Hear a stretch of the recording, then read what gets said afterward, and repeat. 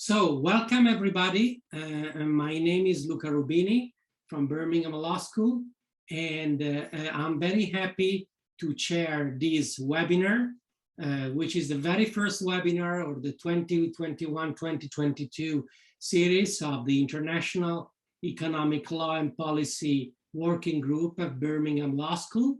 We are starting really with a bang, with a big topic and two great panelists. The main speaker is Dr. Ben Czapnik, currently postdoc at the Chinese University of Hong Kong, and one of the alumni of the University of Birmingham. I'm happy to say he did a great PhD in Birmingham and a couple of years ago, and is now partly presenting a few findings from that. Then we are also extremely glad to welcome here as discussant Professor Lorand Bartels from the University of Cambridge. I don't think he needs any type of presentation or introduction.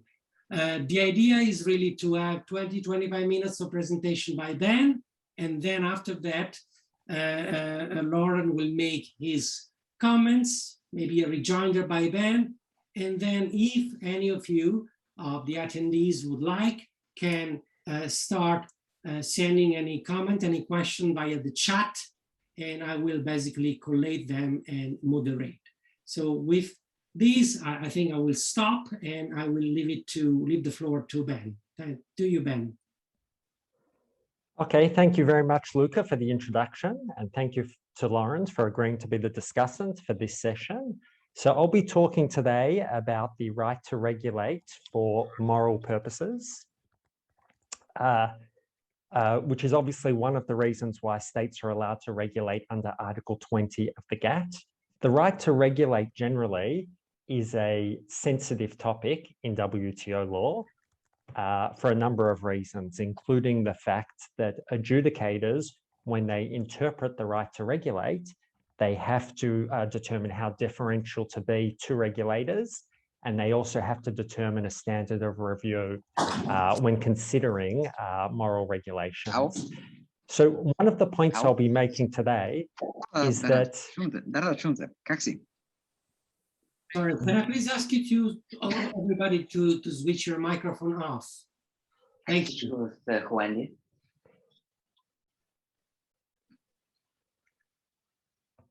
So I'll be talking about the interpretation of the moral exception and the scope of coverage of that exception.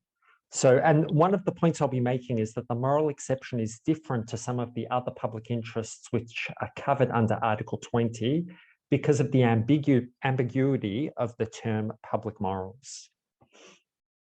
So the structure of the presentation will be as follows. First, I'll introduce the Article 20 legal test. Then I'll talk about the role of the design step. I'll introduce a framework for interpreting the concept of public morals, and I'll mention 4 approaches which appear in the literature and jurisprudence. I'll argue that the jurisprudence has been equivocal, starting from the very first case of gambling, and that it has failed to provide a clear definition of what the concept of public morals means.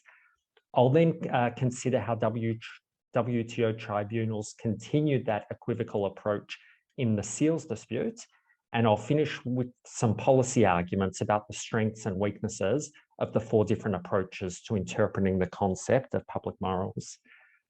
So the right to regulate for moral purposes is captured under GATT Article 20 and similar provisions in other agreements.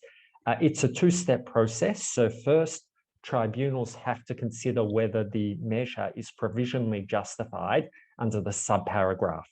So in the case of Article 20A, there are 2 things to consider under the subparagraph. The first one is whether the measure is designed to protect public morals. This is known as the design step. And they also have to consider whether the measure is necessary. After considering the provisional justification, they also have to test the measure for consistency with the chapeau of Article 20. So the focus of my discussion today will be on the design step. Now, many people consider that the design step is not necessarily that important in the scheme of things, and there are some compelling reasons to believe that. So one of them is that measures are very rarely rejected under the design step. And in the case of the moral exception, no measure has ever been rejected under the design step. The meat of the analysis is often under the necessity test and the chapeau. Adjudicators have described the design test as a mere threshold examination. And in the recent US tariff measures panel, they even exercised judicial economy on some of the questions which arise under the design step. Now, notwithstanding this, I actually argue that it plays quite an important role, at least in the case of the public morals exception. And this is for three reasons. Firstly, adjudicators have to answer a conceptual question about what the concept of public morals means. They also have to answer some practical questions when applying that concept to specific measures. So, for example, they have to clarify what sorts of methods are available in order to establish that a measure relates to public morals. Should regulators furnish empirical evidence? Do they need to provide some sort of moral or normative evidence? And also, they need to address whether non-rationalist measures are covered by Article 20A. So this would include measures which are based on moral feelings. And finally, WTO tribunals generally have to characterize what the policy objective is. And in the case of the moral exception, this is normally done under the design step. Now, because the treaty text is ambiguous and uses the concept of public morals, I argue, or I developed this theoretical framework with 4 different approaches for considering what public morals are. So in order to consider this framework, I'll give a hypothetical example which appears in the literature of moral regulation related to abortion. So there are 4 different potential approaches. The first one is unilateralism, which considers whether the regulator's objective is based on concerns within its own society. So if a member was to pass an abortion-related measure which had trade-restrictive effects, the key question would be, what are the values within the society that has passed that regulation? Externalism requires adjudicators to look outside the regulator society to the practice in other countries. So they might look to see whether that type of measure is common in many other countries, or they might look to see if it's been entrenched in some sort of an international law norm. The third approach is to look at the moral content. So adjudicators would ask if the regulation is morally desirable or justifiable. So this seems to be a normative line of inquiry. And the fourth one is to consider moral categories, where adjudicators would ask whether the regulator seeks to regulate a moral issue. So this approach has been discussed in the literature, and one of the advantages is that it allows WTO tribunals to remain normatively neutral on polarizing issues. So, for example, in the case of abortion, a panel could determine that this is a moral issue, but it could actually remain neutral on the question of which approach to regulating that issue is morally desirable or justifiable. Now, for each of these different ways of interpreting the concept of public morals, there are different methods which litigants would have to use to make their claims. So the first 2 approaches call for empirical inquiries, either within the regulator society or in the rest of the world. The moral content approach calls for a normative inquiry. So, for example, adjudicators might look to moral philosophy, while the moral categories approach calls for a meta-ethical inquiry. Now, I will argue that in the jurisprudence so far, starting from the very first case of gambling, WTO adjudicators have developed an equivocal jurisprudence which actually fails to choose between these 4 different ways of defining the concept of public morals. So in the first case of US gambling, which related to a US ban on remote gambling services, the panel made a number of different statements which hint at all of the different approaches I've developed in this framework. So, for example, it stated that public morals can vary in time and space depending on a range of factors, including prevailing social, cultural, ethical, and religious values. Now, this statement seems to be highly deferential to regulators for at least two reasons. So firstly, because public morals can vary in space, this suggests that countries can have their own culturally specific moral values, which don't have to be shared by other countries. And because these public morals can relate to social or cultural values, it's deferential in the sense that it suggests that maybe the regulator does not have to demonstrate anything moral about their measure, that it's sufficient to show that it's based on a social or a cultural value. Now, the panel also made some contradictory statements suggesting that the test is not quite so deferential. So, for example, the gambling panel relied on externalist evidence, including the fact that many other countries had regulated gambling, including through bans on internet gambling. Now, the precise probative value of this evidence is unclear in the dispute, but some scholars have suggested that this was actually the decisive fact that enabled the US to succeed under the design step. So this suggests that externalism may actually play an important role in public morals disputes. The panel also looked to the dictionary definition of the word morals and said that public morals are standards of right and wrong conduct. Now, this statement seems to suggest that there has to be some sort of a moral inquiry to establish the existence of public morals, but it's unclear whether it should be based on moral content or moral categories. In practice, the gambling panel did not actually undertake a moral inquiry, but this may be simply because it wasn't a contested matter. Maybe everybody involved in the dispute accepted implicitly that gambling is a moral issue and that efforts to reduce gambling are morally justifiable or desirable. So in this sense, the gambling panel was able to find that the US passed the design step in a pragmatic sense without actually clarifying what the test was. Gambling was an easy case for the simple reason that the measure, the contested measure, would have been capable of passing any of the tests: unilateralism, externalism, moral content, and moral categories. So perhaps in this sense, the panel was justified in not necessarily being overly specific about what the exact nature of the test was in order to resolve that specific dispute. However, in the case of seals, the situation was far more complex. In that dispute, the panel had to determine whether an EU ban on seal products was designed to protect public morals. And there are two key questions which arise in the literature. So one is, what is the policy objective behind the seal products ban? Now, unlike the gambling dispute where everybody agreed on what the US objective was, in the seals dispute, there's actually a robust and heated debate about what exactly it is that the EU is trying to achieve. There are two broad schools in terms of different approaches. One is rationalist and suggests that the ban is an animal welfare or a welfarist measure, while the other is non-rationalist and suggests that the measure is based on moral feelings. So, and this is an issue which it was ultimately up to WTO adjudicators to resolve. The second question is, what is the public morals legal test? Because that question was not answered clearly by the gambling panel, the question was still live when this dispute arose before the WTO. So we were still waiting for a clear answer to this question. Now, in the seals dispute, the EU actually puts forward 4 different possible justifications for its ban. So this analysis is based on a textual analysis of the EU submission.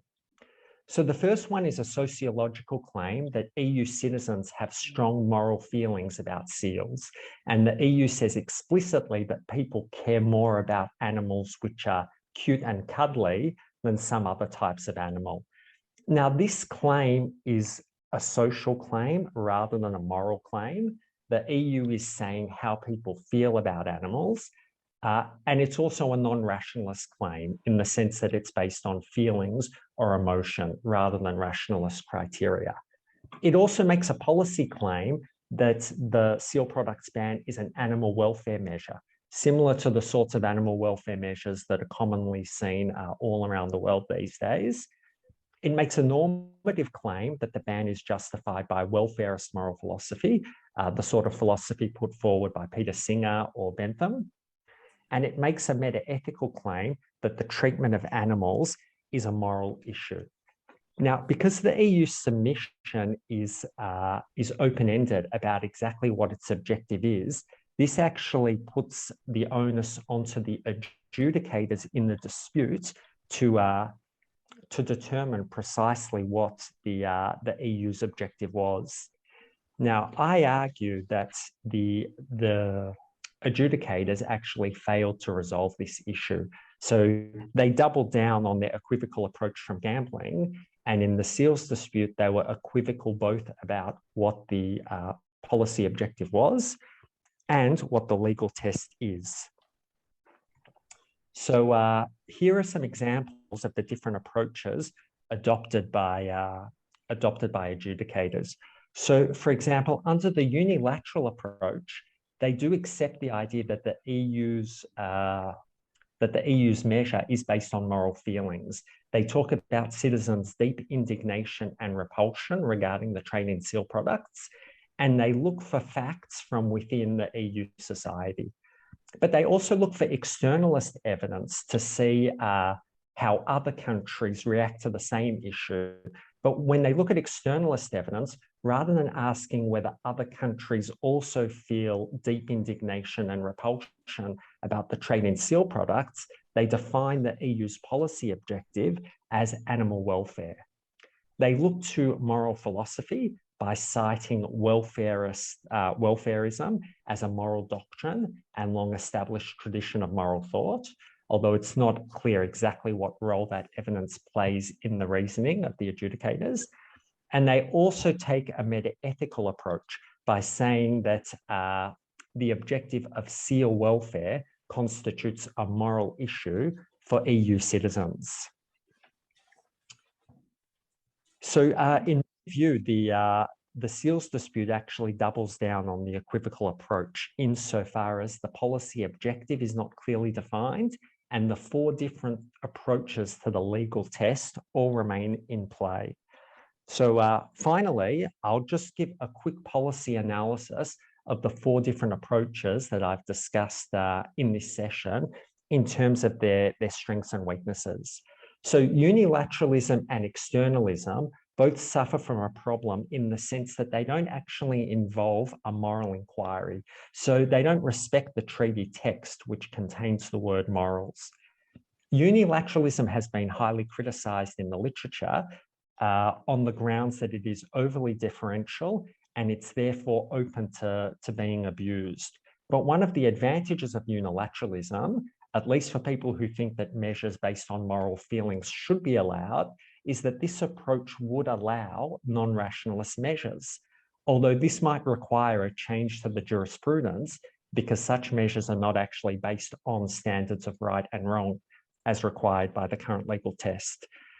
The externalism approach is sometimes viewed as overly restrictive insofar as it doesn't seem to allow culturally specific measures, or it doesn't create space for moral pioneers to introduce new types of moral regulation. The normative approach is viewed as overly intrusive. It's extremely doubtful that WTO members, when they drafted Article 20, subscribed to the view that they should only be allowed to introduce moral regulation if it complies with the requirements of someone like Peter Singer. And finally, the meta-ethical approach can be useful in some cases. So, for example, I highlighted the polarizing issue of abortion, where meta-ethics allows us to get around the problem. But in that case, it's intuitively obvious that abortion is a moral issue. Now, there might be other harder cases where we actually don't have shared intuitions about the meta-ethical conclusion. And this is what happens in the seals dispute, where you have some scholars who argue that the ban is a moral issue and that it's rationalist, while you have others arguing that it's not a moral issue and that it's non-rationalist. And part of the reason for this is that it depends on how the issue is framed. So if the seal products ban is framed in terms of its effects, you could argue that it reduces seal suffering and slaughter, and that therefore it is a moral issue. But if it's framed in terms of the aims and motivations to assuage the feelings of EU citizens, it no longer seems to be a moral issue. And because the meta-ethical approach is subject to these sorts of framing effects, it actually gives a lot of discretion to panels, because all of the different conclusions remain in play, and they can actually potentially manufacture an outcome depending on how they choose to frame the issue. So in that sense, the law is indeterminate. So I'll just summarize the main claims I've presented to you today.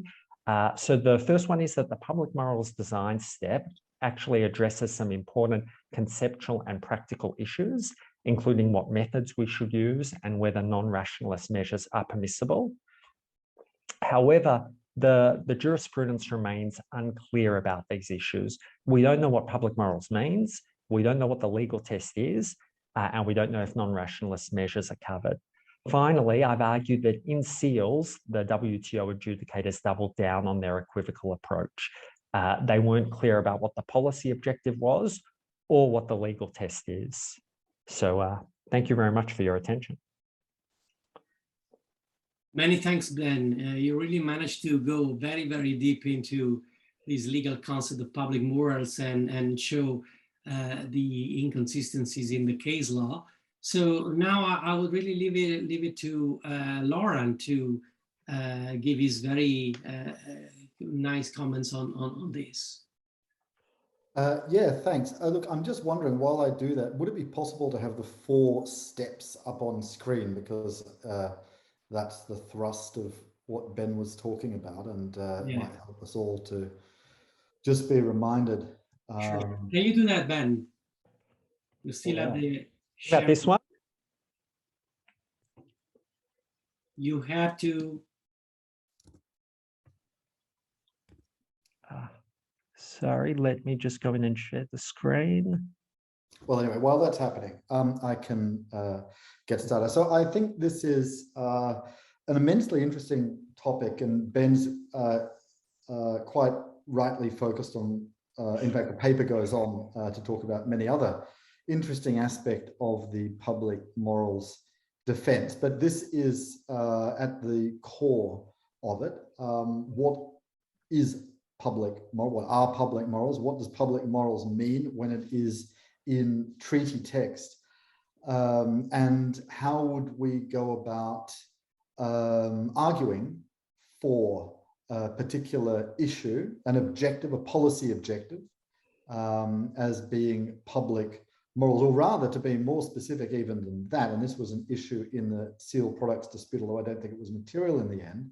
The objective isn't just public morals, the objective is protecting public morals. And to talk about protecting public morals may also narrow somewhat what one can consider public morals to be. These are ideas of some sort that are in need of protection for the community. Let me say a few words about the 4 categories and then maybe add some thoughts of my own. So in terms of the categories, I had a few points to make. So one was, I'm not, and this is for Ben to react to, I'm not 100% certain that I see the difference between, and maybe this is just, in practice, maybe in theory, it makes more of a difference.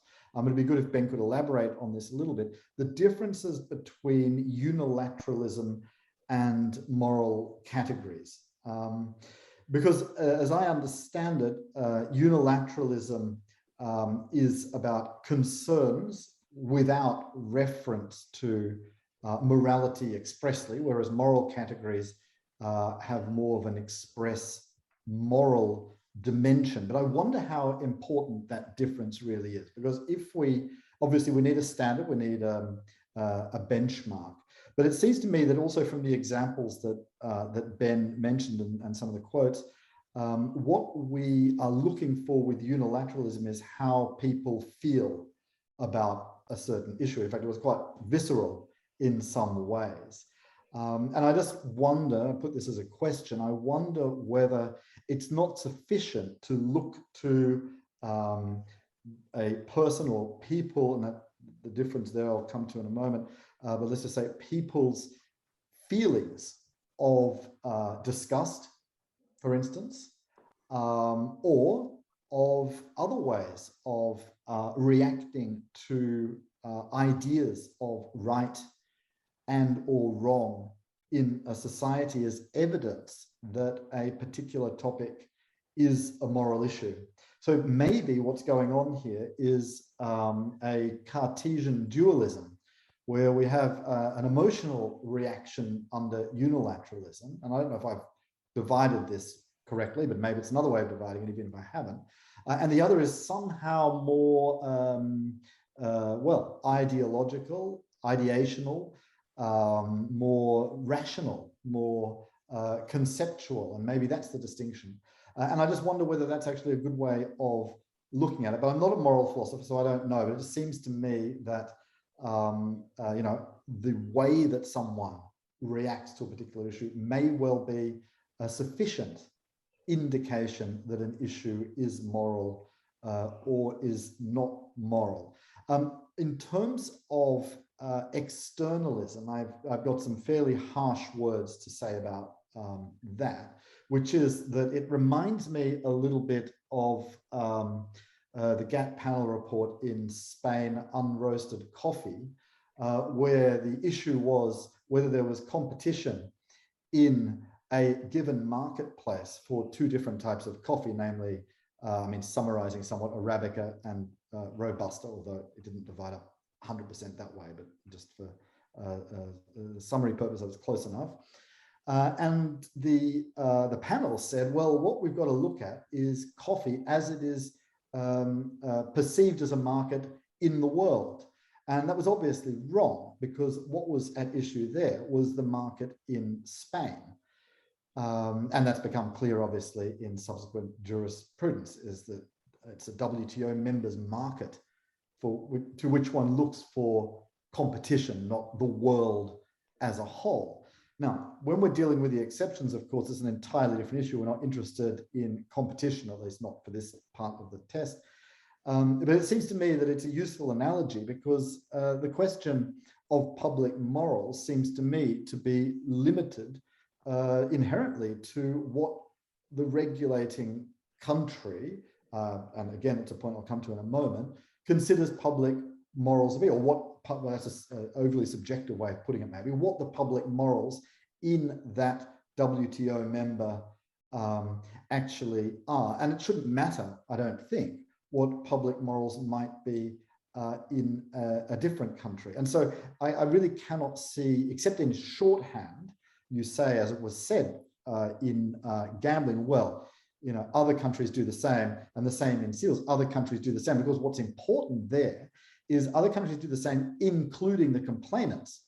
And it seems to me that what was actually going on there was a bit more of an estoppel, which is you yourselves think that this is public morals, so how about you just shut up? I mean, that's essentially estoppel in a nutshell, right? How can, but of course it doesn't even work, because it could be that for Canada, this is public morals, and for the EU, it's not public morals. But it seems to me that it was in that framework that the external factor came in. I can't see that there's any other justification for internationalizing the idea of public morals. But I think that there is another way in which externalism can come into it. And I'll mention this by reference to China audiovisual products, which is a case you didn't mention here anyway in this presentation, all of the cases on public morals, but some of the others I think are also illustrative, because they push a little bit at the boundaries of what might be considered public morals. In that sense, I think they are the hard cases that make good law, as indeed I think all hard cases do, at least from an academic point of view. Now, what we have in that case is justification, or purported justification by China, of public morals being essentially censorship. And the question is, well, can censorship be public morals? And then there are other cases which have you know, other objectives which you might wonder whether they meet that test, like bridging the digital divide in Brazil taxation, or for instance, enforcing criminal law in Colombia textile. So you have different objectives, which may not be the sex, drugs, and rock and roll core of public morals the way we would understand it, or sex, drugs, rock and roll, and gambling, which I think everybody clearly accepted was public morals back in 1947, and no doubt also today as well. But in these other cases, I think there's a reason to look to externalism in another way, which is international law. Now, this is stepping outside of the way that you're using externalism, which is to look at what other countries consider to be moral. But I think there can be a type of break on a country's own public morals if you apply international law and you say, for instance, well, your public morals violate international law. I mean, let's take, let's just do Godwin's law, seeing as morality is on the table, and talk about the public morals of Nazi Germany, for instance, right? There's not much doubt about what the public morals of Nazi Germany were when it came to Jews. And yet we would say, from a modern point of view, well, that's not on, that's, racism and so on and so forth, right? And the question there would be, well, is it possible to read down a given country's quite clearly expressed view of public morals? And of course, I'm using that example precisely because I don't want to be too controversial about other examples that you can probably think of in other countries today. But I'll let you fill in, everybody on the call, they fill in those blanks. But the question will be, well, what if a particular country's public morals, well, let's take Afghanistan, for instance, are objectionable to other WTO members? Is it then possible to say, well, your public morals are actually not permitted under international law, we don't accept this, and therefore there is a limitation on an over, let's say, WTO member subjectivization of what could be conceptualized in public morals. But that is my own interpolation. That's not the way that you were referring to externalism, and it's not even just moral or even moral, it's legal, it's morality as expressed through law in the form of human rights. So that's what I would say about these four categories. And then I might just add another point, and then I think that I probably will have said enough, but a question which you didn't really address, and it's not the way that you're looking at it, but I think I might just throw it in there because I think it has some bearing on the issue, and that is well, one of approach. I think it's implicit in what you're saying, but I would approach this in by focusing on two different dimensions, and maybe it's a bit simplistic, but one is the legal test, right? And that's what you're focusing on, right? Which is the meaning of public morals. Some people might say content. I'm glad you didn't. I don't much like the term content when it comes to semantics or interpretation, because I think that's pretty much what we're talking about, as though there were anything else, right? There is only content. Germaine Greer used to have two goldfish, apparently, and one was called form and one was called content. I think that expresses it better than I could. But that seems to me to be the overarching conceptual question. And then under that, what you've got, and I would think you can distinguish this, I wouldn't say it's form at all, but it's the evidence that you refer to in order to demonstrate whether or not the idea is in fact within the scope of your meaning. And it's on this point of evidence that I want to say just a couple of words briefly. So what you've been talking about is, from that point of view, could be seen as evidentiary questions in part, not totally, in part. I think partly what you've been, and this is a different way of slicing it, partly what you've been talking about is what could be public morals. Is it something visceral or is it something intellectual? Is it something that needs to be recognized by a moral philosopher? If no one said that this is public morals, then how can it be public morals? We need a philosopher to sanction, in the positive sense, the meaning of public morals. And so that's at the conceptual or legal level. But you can also say, well, what you're looking at here is in part evidentiary. And you can say, well, we can take a broad view of what public morals might be. It might be people feeling bad about something, or people feeling that there is right and wrong.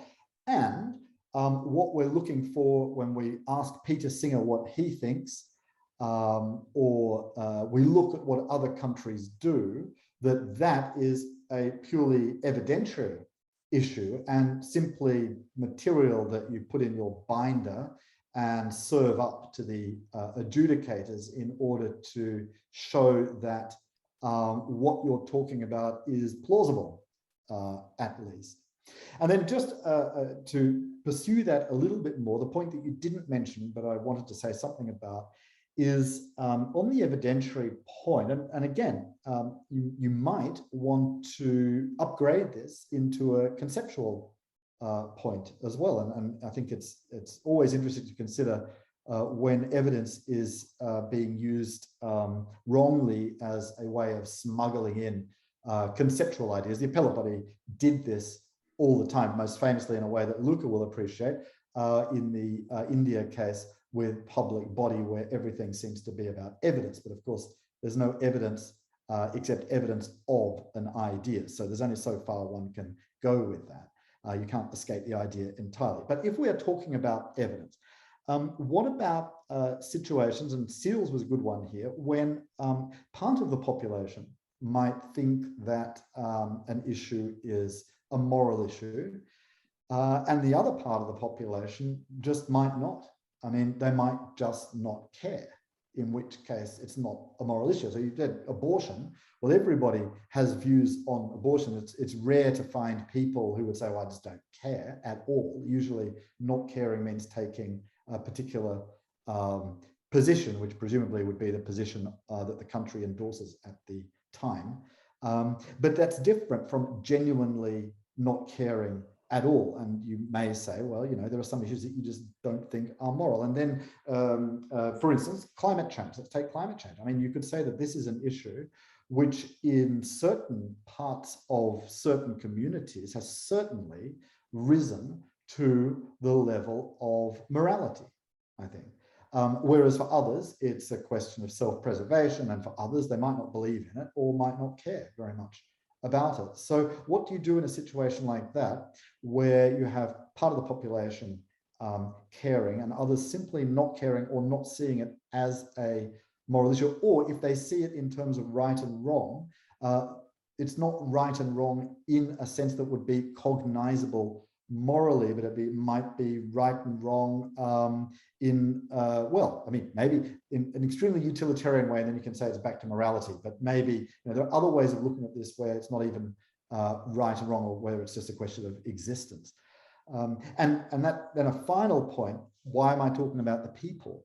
To go back to my one of my earlier points, the term is to protect public morals, and that really shines a light on the paternalism that is implicit in the public morals exception. It is the government that has the prerogative to protect the people when it comes to public morals. I mean, you can say the same thing about consumer protection, even better, because if the consumers really cared, then so long as they have information, it should be up to them. There should be no need for the government to do more than to make sure that there's proper labeling, so consumers can decide themselves what they want to buy. But of course, governments want to protect consumers from themselves often, like health warnings on cigarettes and so on. Or even stricter measures. So there's a lot more protection that goes on, that goes far beyond what consumers might want. But it's exactly the same with public morals, where it is still accepted that governments have a role in enforcing public morals in a very old-fashioned way, but still prominent, in a way that goes beyond what the population thinks. And of course, it's not just the government, it's also the broader political, legal, social structure of the regulating entity. And there, I think it is important that in seal products, I think the most prominent evidence, and you might say argument, that was made was that animal welfare, I mean, to me, this was the most important argument, but I guess others might, underline different parts of the several reports, was that animal welfare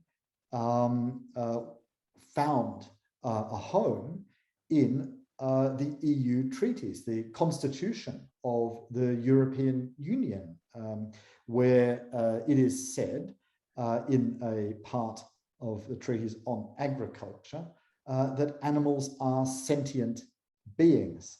An amendment to the treaties, by the way, that came from the United Kingdom, as I was told by a government official who negotiated it in at the time. And it was about cows and that sort of thing, and how big the stalls should be, not it was about agricultural animals, not about seals. But that doesn't mean that you can't extend words to cover new situations. I don't think that history made its way into the case. But the point is that an easy reference in evidential terms, at least, is what's in the governing superstructure, legal and political, of a WTO member that indicates that a particular issue constitutes public morals or not. And that sits above the government, and of course also sits above the people as they may be at any given time. And it's not always the same. For instance, an example that I think is pertinent is because often, bills of rights and so on look the same, except for our own fine country, Australia, which famously, I think, is the only country in the world without any real human rights at constitutional or even really at a proper legislative level, in a way that affects private actors. But most countries have common bills of rights. But South Africa, because of its own special history, has in its constitution I would happily say, moral statement, which is about redressing the iniquities of apartheid. And that, I think, is the sort of provision, in fact, the provision that you would point to if you wanted to justify Black economic empowerment, which would, it would be an easy win, it seems to me, because it's in the Constitution. And it's not to say that you couldn't have affirmative action type policies being justified on public morals grounds in other countries, assuming, of course, negative discrimination effects and so on. But you'd have to scratch around a little bit and make all the sorts of arguments that were made in other arguments that were made in the cases that you referred to, including seal products and gambling, sociological evidence, and so on. Do people really care about this? Is it contested, and all the rest of it? Whereas I think if you have a statement like that in your founding document, then that is pretty much an open and shut case. So that's why I think that what was in the EU treaties was quite determinative at the end of the day. But that's maybe a more trivial point than some of the more complicated ideas that I wanted to draw out from your very interesting presentation. I think it's really very stimulating to divide up ideas in the way that you have here. And there are always new ways of looking at problems. And I think this is, it's really sparked thought for me. And with that, I think I will stop and hand over to others to comment, and you, of course, for any reactions. So thank you very much. Thank you very much, Lorand, for these great comments. I mean, there is a lot here, and I'm just wondering whether Ben wants to react immediately to these various remarks by Lorand. Luca, I'm in your hands. If you want to take more questions, I've noted all of Lorand's comments, so I can defer on them, or I can go now. It's up to you.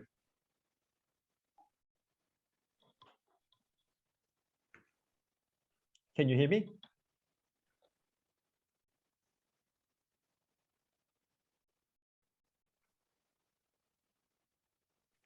Hi, Luca, can you hear me? Luca, you're on mute. Sorry, guys, sorry. I was saying that if you guys have any question, you can either type that down in the chat section, or if you're brave enough, we can see whether you want to ask it yourself. So it's really up to you. I can see there's nothing in the chat at the moment. Yeah. So maybe we can give yeah. Okay. Action. I'll respond to Lorand. So I thought my presentation was already complicated enough to begin with, but I'm glad Lorand was happy to pick up on my lead and make it even more complicated, which is good. But I think it's fair enough because it's a pretty complicated topic. And we're obviously at the interface of legal reasoning and moral reasoning. And it's always a very complex area. How do you take a moral claim and convert it into a legal claim? Or you could also ask the question, in WTO law, do you have to substantiate a moral claim, or is it sufficient to make a social claim and you don't have to make a moral claim around it? So I've sought to problematize, I suppose, all of the different ways you can potentially approach the issue. Now, judging by Lorand's comments, I get the feeling that he's quite partial to the unilateral approach, and that if there is a genuine concern within a society, even if it's based purely on emotion and disgust, if people feel strongly about that, his view is that that sort of issue should be able to pass the Article 28 legal test. And I think that's a perfectly reasonable position. And I think a lot of people would have that position, and it's probably the majority view in the literature. Now, in the drafting I do, I actually remain relatively silent on the question of the conclusion. Should it pass the design step or shouldn't it? And I focus very much on the reasoning and whether the reasoning is coherent and whether the adjudicators or other actors do the work they need to do in order to substantiate the claim that they're making. Now, the thing with the unilateral approach is, I guess there are two ways of approaching it. You could look at the government or the society. So in the case of seals, the government can obviously come along and say, our people really do care about seals. So that's a claim about public opinion. They could substantiate that claim empirically. And if WTO adjudicators are prepared to say that public opinion is sufficient to ground a public morals defense, that would be a very clear legal test. Of course, I make the claim here that that doesn't necessarily mean it's moral, but WTO adjudicators are under no obligation to include a moral requirement, or not necessarily, as part of their legal test. They could come out clearly and say the public morals inquiry is an empirical inquiry about a social fact. If they establish that as the legal test and justify it, then a measure like the seals product ban, even if we agree that it's purely emotional, although some people might disagree, even if we agree that it's non-rationalist, some people might dispute that, but even if it is emotional and non-rationalist, it would pass that empirical test. So, but it's a question of setting up the legal test. Now, if they did that, that does create other potential problems. So maybe there are reasons why WTO adjudicators are wary about establishing a unilateral test. Now, the other thing with unilateralism is it's not just a question of the society, because the government could come along and say, we as the government hold this public moral on behalf of our society. So maybe the society doesn't actually have strong views on it. And I guess hypothetically, you could look at a case like China audiovisuals, and I suspect the Chinese government was making the claim, we're doing this in a paternalist way on behalf of our citizens. I don't think they were making a democratic or a claim about popular opinion about how their citizens feel about censorship. I don't think that's the claim they were making. And if that is the case, then that does open up the possibility that the exception becomes extremely open-ended. And there are some scholars who do worry about abuse. And you do have to think that if a government can come along and simply self-declare this is a moral issue for us, hence it's covered by Article 28, this is the reason why some scholars are wary of it. In terms of the externalism evidence, it's quite an interesting one. So in the seals dispute, the point I was making was that there were two equivocal facts running in parallel. One is what is the policy objective, and the other one is what types of arguments or evidence do you furnish to substantiate your claim? What is the legal test? So the externalist evidence was partnered with the animal welfare claim. So for example, the EU was able to put forward proof of animal welfare measures in the EU and other countries, which protect, as you said, Lorand, cows and pigs. It's about reducing suffering. There's nothing in those measures that says you can't exploit them, you can't slaughter them, that you have to eliminate all suffering. It's really about commodity animals and how you can potentially reduce suffering in some ways. So they also cite some international instruments such as the OIE guidelines on animal welfare, which clearly only apply to commodity animals who are being exploited for commercial purposes.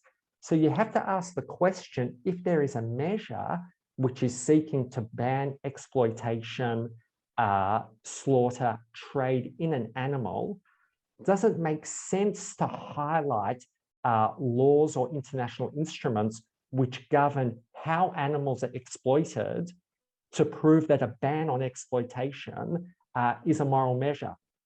They seem to be two very different frameworks. And this is why it is useful to look to moral philosophy, even if it doesn't actually dictate the outcome of the case. It can give guidance on what type of reasoning is logical and rational. So for example, if you have a categorical ban on an activity, you are clearly no longer operating in a space where you're using consequentialist or utilitarian reasoning.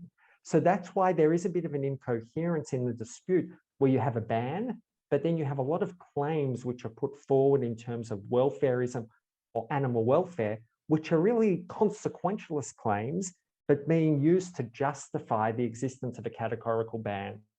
So this is one of the reasons why I think it is a bit controversial. And even the reference to the Treaty of Lisbon and the fact that animals are sentient, as you mentioned, Lorand, it's very much aimed at animals which are being exploited in an agricultural setting. So I'm just checking my notes here to see if there are any other issues. I'll just make one or two other comments with respect to evidence, which is something that you touched on. I think one of the practical advice I would give to litigators, and I think Lorand was hinting at this as well, is if you're seeking to defend a public morals measure, provide everything that's in the list that I put forward. So we don't know what the test is, but just give them examples under each one of those headings, throw it all against the wall and see what sticks. I mean, if you're a litigator and you want to be pragmatic, that's what you should do. But of course, for people who are actually interested in a conceptual sense in terms of how the law is evolving and whether it is coherent, I actually do think adjudicators probably at some point do need to be a little bit clearer about what the legal test is. And then on the issue of people smuggling in ideas hidden as evidence, I think in the seals dispute, a good example of this is the welfarism evidence from moral philosophy. So this is something where the adjudicators cite the EU's argument, saying that welfarism is a moral doctrine and a long-established tradition of moral thought, but they do not say whether the seal products ban is a welfarist measure. And there are some pretty compelling reasons to doubt that it is. And they do not say what probative value evidence from moral philosophy has under Article 28, which would seem to be a pretty important question. So they cite an argument, they do nothing with that argument, but it still kind of hangs there in the background, which gives an air of credibility from Peter Singer to something which is probably not compliant with the requirements of Peter Singer if you read the specific details of what's in his philosophy. So, thank you. Thanks, Back Ben. to you, Luca. Yeah, do you want to have a rejoinder, a very quick one, Lorand? Yeah, sure. Look, thanks very much. That was really interesting and clarified a little bit for me. Well, at least one aspect of the breakdown between 1 and 4, the unilateralism and the I think it's meta-ethical ideas. I can't remember without the slide there exactly what it was called, but I think that's what, something like that. So that's really very useful. And in fact, it makes me think that, yes, you're right. What I was saying was more along the lines of the unilateralist number one, you know, visceral is enough. But that, of course, is not exclusive. Right. I mean, I think that was my first question. Isn't it enough if that's how people feel about the sight of a, you know, seal clubbing or something like that? But it is also possible, I think, to have a moral, public morals defense justified on grounds which might be abstractly moral in, let's say, a religious sense, on a topic where people don't have those sorts of feelings. And it might even be where people don't care all that much. It could, well, and that would then be you know, a purely moral philosopher or religiously based, or I think that may cover the field of where morality purports to come from, but let's just assume that it does. If those are the sources of authority for intellectualized morality, then I can't see why that should be excluded from the definition of public morals either. But it's helpful to me to identify the two categories as one being more, you said, I think maybe more sociological, but it could even be more emotional, and the other then more rational or authority-based in an intellectual sense. And that clarifies the difference there. And it's true that there's no particular reason to privilege one over the other. But then the question would be again, is either one sufficient? Or do you need both? And I think your division makes that question quite apparent in a way that I hadn't thought of at all before. So very useful to talk this one through for me. Thanks, Lorand. I will once again give the opportunity to the other people if they want to raise their hand. I can see Hanok. Yes, please. Go ahead. Thanks, Ben. Very interesting presentation and interesting framing of the issue as well. I like the four approach. I think it captures the broad spectrum of different understandings of public morals. I was wondering whether you have looked at the negotiating history of Article 20A and which of the approach aligns more with the sort of the intention of the negotiators, if you want, and also, is there any sort of common trend that comes out of the jurisprudence in terms of discrepancy, for example, between WTO panels and the appellate body? Is there any kind of particular approach that panels take that is different from the appellate body in this dispute?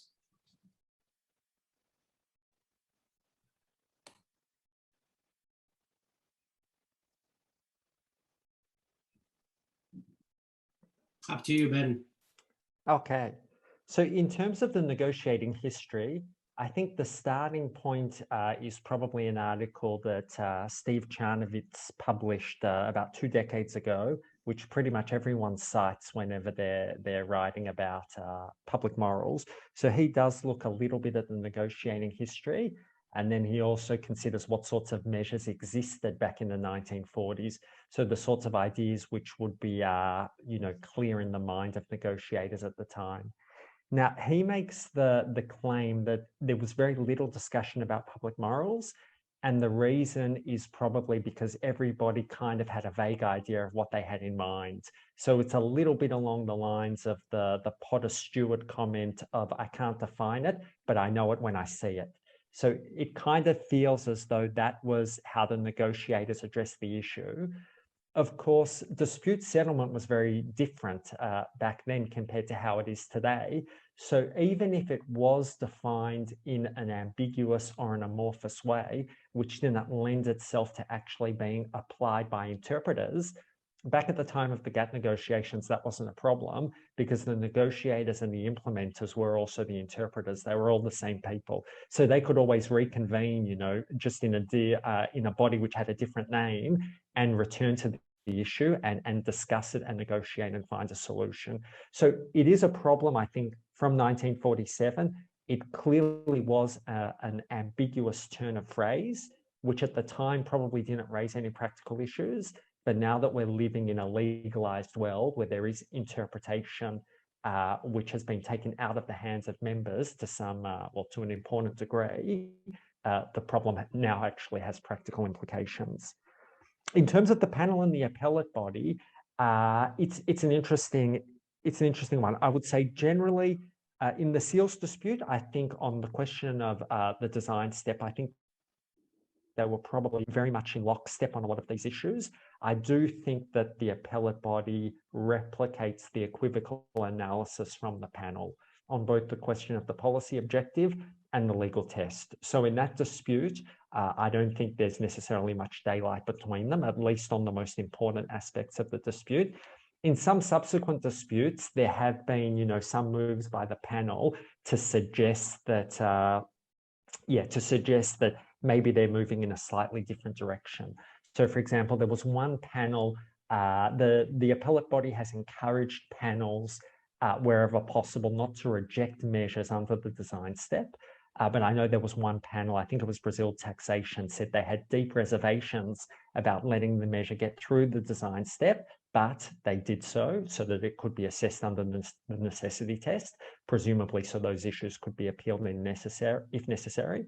I think the appellate body has made suggesting that the design step is not a particularly demanding step. And there was, I think it was the panel in the recent one in the US tariff measures, where when talking about the public morals design step, first they questioned whether or not it exists. They said something along the lines of the design step, if it exists. And then they said, is not an undemanding test. So in that sense, they seem to disagree with the appellate body in both directions, that maybe it doesn't exist, and that if it does exist, it's more demanding than the appellate body makes out. So, but these are more conceptual things. Yeah, there is a little bit of daylight between them potentially. Thanks. Thank you, Ben. Any other question from, let's say, the public? Maybe when I take the opportunity for this very quick comment, I'm widening now the discussion a little bit because it has been very intense, very technical, and I'm just wondering, I'm speaking aloud here, whether in the 1940s they would have expected, you know, trade law to become so complicated. Probably not. And maybe even at the very beginning of the WTO jurisprudence, probably not. So the Japan article, yeah, difficult issues, but not as complex as this one.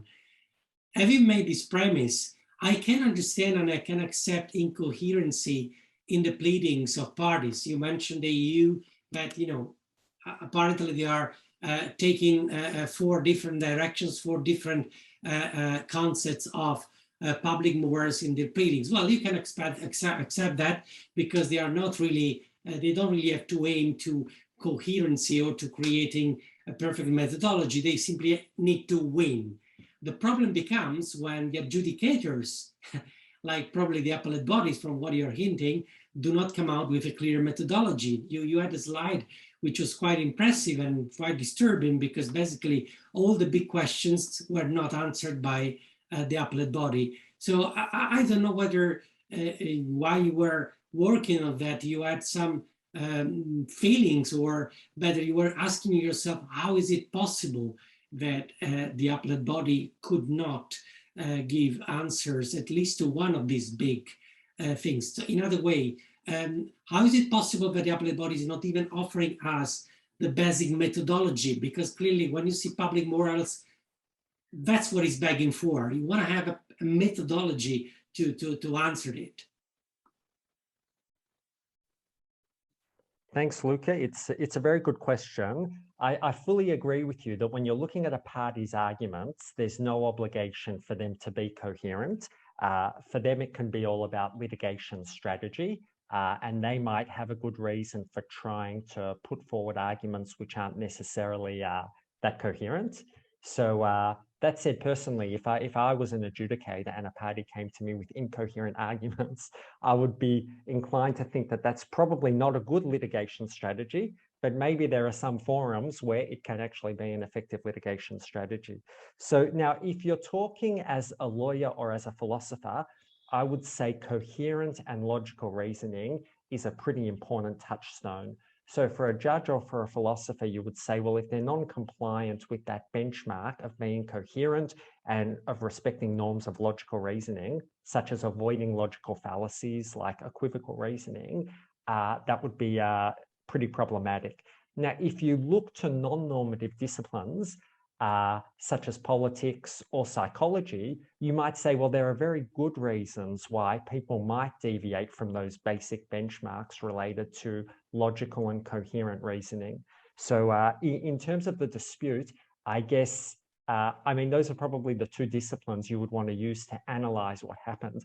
I guess for me, one of the interesting questions would be, for those people who were involved in drafting documents where the content of the policy objective changes between those four different formulations within the same document. So for example, in the EU submission or the panel report or the appellate body report, I would be curious to know if the people drafting those documents were actually consciously aware that they were shifting between substantively different formulations of the policy objective, or if it was something that they were not consciously aware of. I mean, there's no way to have access to the answer to that question just by looking at the documents, but that would obviously be pretty important. And then I guess you could probably wonder if there are pragmatic reasons for wanting to do it. So certainly in terms of the legal test, my last substantive slide where I look at the strengths and weaknesses of each approach, the point I try to make is that every approach has weaknesses. So you can understand if you were the appellate body, you would be very wary of actually putting all your chips on the table and saying we're fully committing to this definition of public morals. Because if you do, a dispute could come up which highlights the weaknesses with that approach. So you can understand pragmatically why they might want to keep their options open. But then, of course, as lawyers, you would look at that and say, well, that seems to undermine the determinacy which we tend to seek in legal judgments, even if we know that it's not fully achievable. And it also seems to give those adjudicators a lot of discretion, because presumably they can just rule one way or another, depending on which approach to the legal test they decide to emphasize in a given case. Great, thanks very much for that.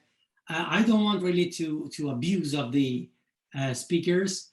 I don't know whether Lorand wants to say just one word in reaction to that, or is happy with that. Okay, any other question from the attendees? If not, I mean, we are well 1 hour over in our discussion, and I think we can call it a day. And I've learned a lot. I think it was a great webinar. So thanks very much, Ben, for your paper, your very promising paper. And we really look forward now to see it out, maybe also in the form of an article or maybe even something bigger. And thanks very much, Lorand. It's always a pleasure to have you with us. Thanks, everybody. I can see Mark over there from Georgetown. Bye. And so I look forward to welcoming you, either me or Hanok or one of our other colleagues in Birmingham. We have another event, so a little bit of publicity on the, let me check, the 8th, I think, of November. Yes, we have Professor Federico Ortino from King's College London. He's going to present his latest book on origin and evolution of investment treaty standards. And we will also have another great discussant in the person of Dr. Mavluda Satorova from Liverpool Law School. So stay tuned. We'll post everything on Twitter and our website. And thanks very much, everybody, for joining us. Good night. Bye. Thank you. Thanks, Luca. Thank you so much.